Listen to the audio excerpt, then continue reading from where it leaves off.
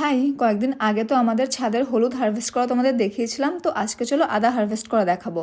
মা ক পিস আদা লাগিয়েছিল বলো তো? মাত্র 2 পিস, আর সেখান থেকে আজকে 250 থেকে 300 গ্রাম আদা হারভেস্ট করলাম। আর এখন চলের পুরো প্রসেসটা বলি। তোমরা যদি আদা চাষ করতে চাও তাহলে মার্চ থেকে এপ্রিল মাসে বাজার থেকে একদম ফ্রেশ আদা কিনবে, যাতে বার্ডস বা আইসগুলো একদম প্রপার ভিজিবল থাকে, মানে যেখান থেকে আদার গাছ বেরোবে সেই জায়গা। আর মাটি তৈরির জন্য নেবে নর্মাল ঝুরঝুরে মাটি, বালি আর ভার্মি কম্পোস্ট বা গোবর সার। আর আদা একটু বড় পটেই বসিও তোমরা। আর এর গ্রোয়িং সিজনে খাবার হিসেবে শুধু গোবর সার, সবজি পচা জল আর খোল ভেজানো জল, এই খাবারই এনাফ।